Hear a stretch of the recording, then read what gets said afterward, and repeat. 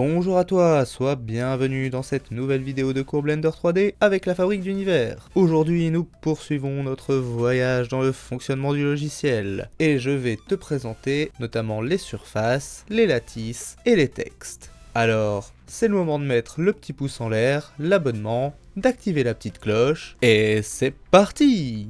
Mais qu'est-ce donc qu'une surface dans Blender et quel rapport a-t-elle avec les courbes? Définissons cela ensemble. Les surfaces sont des courbes complexes de type NURBS. Elles sont définies mathématiquement. Ces courbes possèdent les mêmes géométries que les primitives sphère, cylindre, torus et plane. Les surfaces sont utiles notamment pour faire de la retopologie par exemple.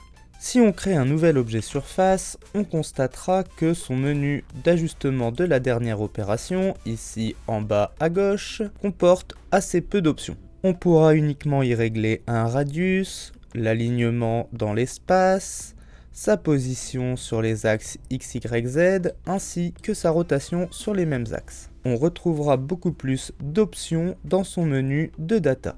Mais avant d'observer ce menu, passons en mode Edit afin de voir comment se constitue notre objet. Voilà, en mode Edit, on peut constater que l'objet est composé de courbes, NURBS, qui vont se relier entre elles et créer une shape ici au milieu.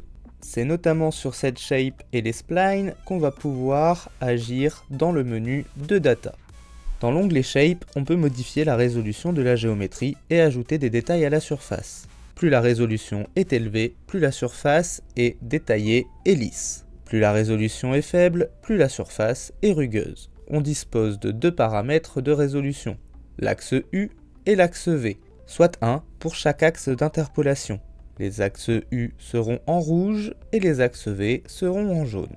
Activons le wireframe dans le menu Overlay pour rendre cela visuel et plus compréhensible. Ici, on peut voir le maillage de notre objet. Si je vais augmenter ici le chiffre en U, vous voyez que ça ajoute des lignes sur l'axe U. De même pour l'axe V.